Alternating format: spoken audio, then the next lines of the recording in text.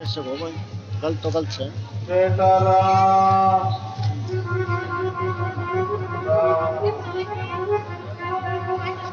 यमर यमर दशरथ हो गयो। हाँ मरा गयो कल सी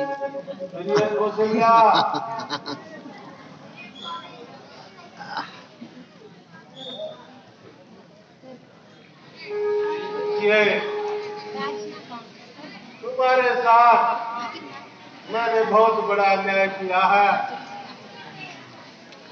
तुम्हारे बेटे को मैंने वनों में भेज दिया है। आपका हृदय,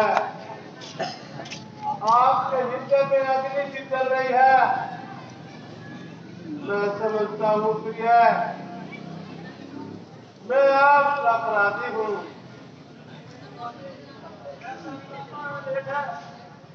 आपकी कोई गलती नहीं है। नहीं प्रिय, मैं तो समझता हूँ उस दुष्टा के कारण मैंने तुम्हारे बेटे को तुमसे जुदा कर दिया। न जाने वो तीनों नदी जान किस प्रकार मनों में भटक रही है। प्रिय, मुझे माफ कर देना। मेरी मृत्यु के पश्चात मेरी आत्मा को शांति की ड्यूटी करना।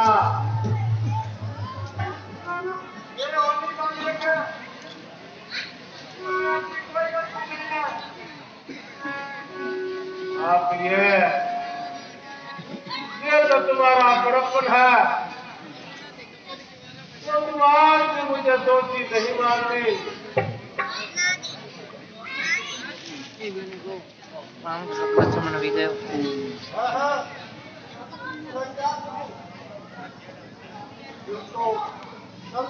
कहता है किंतु मैं मजबूर है। स्टैंड की ना बात बनाया गया था अल्लाह अल्लाह महाराज दोपहर दीपावली की तरह चमकता रहता स्टैंड था। लेना पड़ा अपना खड़े आज इस महल में कैसा सन्नाटा छाया है। देखिए ये देखा आपने तो हो जाएगी महाराज के सामने जाता हूँ। ये उधर भाई तेरे का मैं अरे क्या होगा हाँ तेरे का मांगो तो मैं ले महाराज प्रणाम।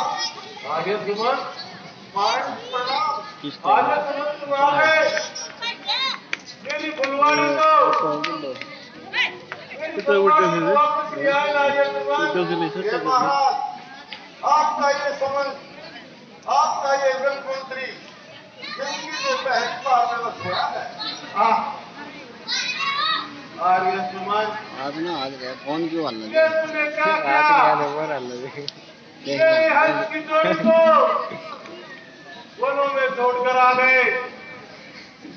मैंने कहा था तुमसे कैमरा वाला 14 दिन की यात्रा करा के, गंगा स्नान करा के इनको वापस ले आना, परंतु ये क्या किया ये सुमन? मेरी अंतिम आशा टूटी। या तो नहीं हो सकता, ज्यादा जूम कर मेरी अंतिम आशा टूटी। अब मैं नहीं बचूंगा। मैं नहीं जीऊंगा। ये फर्क पड़ गया है ना। आज ये सुमन अल्लाह तो है। मुझे ये बताइए, मेरे पुत्रों ने वध दमन कैसे किया? आपका आदेश पाते वध दमन को महलों से कैसे निकले? सभी पत्रवासी वहाँ भीड़ लगाए हुए खड़े थे। सभी पर्दावासी, हाँ महाराज, सारी अयोध्या नीचे चल पड़े। हाँ महाराज, मुझे अवश्य ही दोस्ती होगी। ऐसा राजा, ऐसा ये राजा जिसने अपने पुत्रों को त्याग दिया। आगे क्या हुआ ये सुमन? ये महाराज, जैसे ही बद्रवासियों ने हट की, आपके देश की कटे उनकी हट को मारते हुए सभी बद्रवासियों को साथ चलना शुरू कर दिया।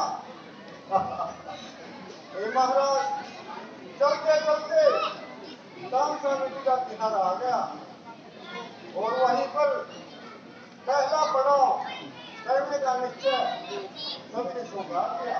क्या कहा? जो रात महल में रहते थे वो नदियों के किनारे विश्राम करते हैं। आगे क्या हुआ? हे महाराज, मुझे बढ़ने के लिए आदेश दिया गया। मैंने पूछा, हे राम, तुम पूछा क्या करोगे? उन्होंने शहर से कहा कि हम जटा बढ़ाएंगे और वन कवच में सहायता होगी। कहा जटाएं बढ़ाएंगी? बेटा राम,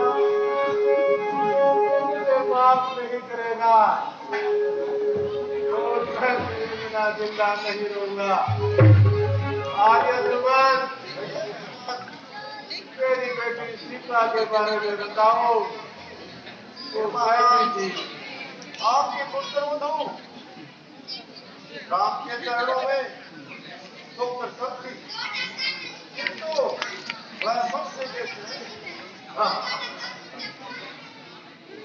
कहते हो आर्य सुमन, इस पुत्री ने कभी महलों से बाहर ही नहीं जाना हुआ।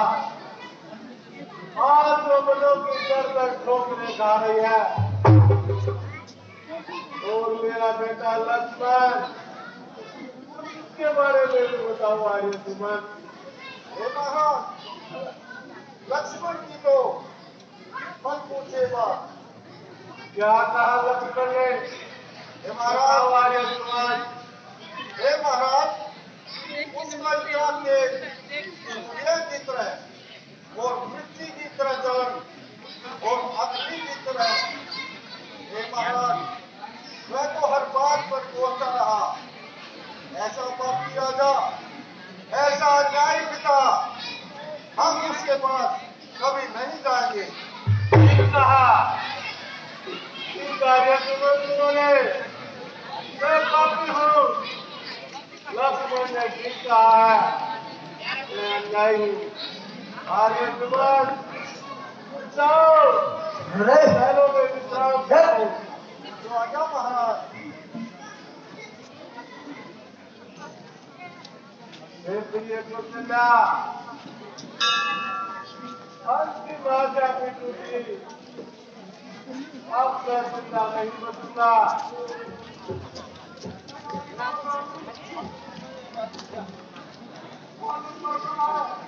हाँ, याद आया मुझे, तुम ठीक कहती हो प्रिया, होली प्रबल होती है। मुझे वो दिन याद है जब मेरे जवानी के दिन थे, तो मैं एक बार आंखें खेलने के लिए गया था। मैंने सोचा कि कोई भयंकर पशु मेरी राजधानी में घुस के नुकसान पहुंचाते थे, इसलिए मैंने इतना क्यों कर रहा है? अल्लाह उस भयंकर पशु समझकर अपना सबक के बाण चला दिया। उठाई ले वो बाण सीधी बांध दे। किसको लगा तुझे?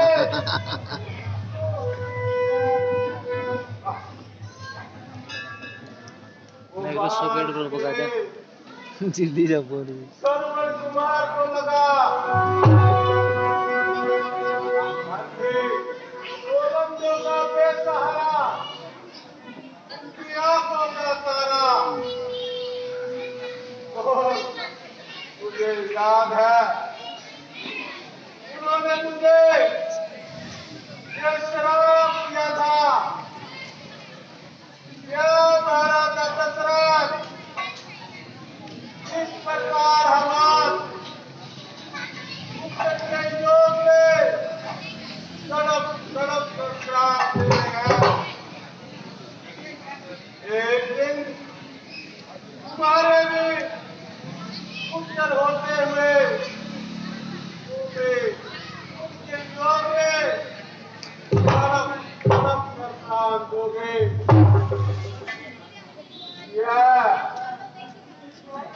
आ गया वो समय, वो समय आ गया। मरा भैया किसी ना किसी वो सरवण का तीर मार सरवण का तीर मार कुरान था शराब दिए तो बंदा माता पिता ने वो सिस्टम है। मुझे बुला रही है, बैंड को ये फर्क होगा गोदा बुला रही है। हाँ मेरी दोस्त, हाँ मेरी दोस्त, मुझे अपने गोद में ले ले। अब मैं नहीं जीने लगा।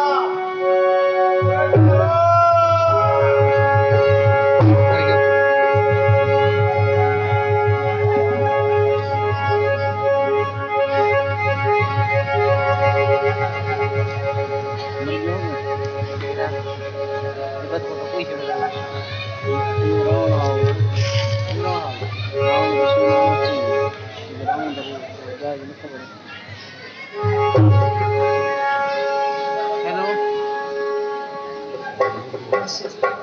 हेलो कौन है? मैं तो छोड़ मैं तो छोड़ जाऊँ मैं बुरा हूँ तेरा सिखा लेगी तू तेरा पीछे बैठे हूँ।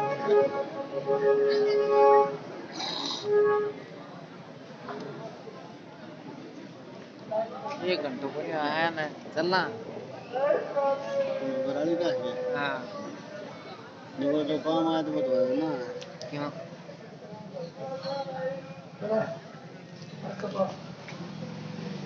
जाए जावा भाई के घर जाना पड़ेगा। जो बाल दूसरे कर रहे लगा जावा भगवान ठीक है भाई फिर के मिला ठीक है।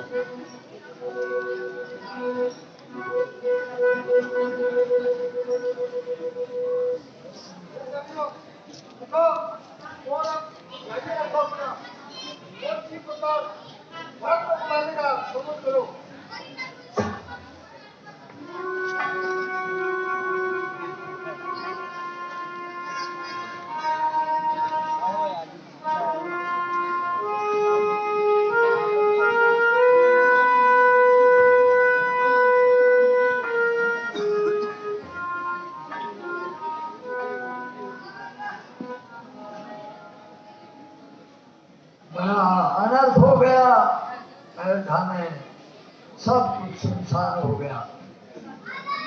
वशिष्ठ आते हैं, दशा देख करके कहते हैं रानियों जो होना था सो तो प्रबल था हो गया, क्यों न जल्दी ही राजा की शव को तेल के गड्ढा में डाल दिया जाए और भक्त को ननिहाल से बुला लिया जाए।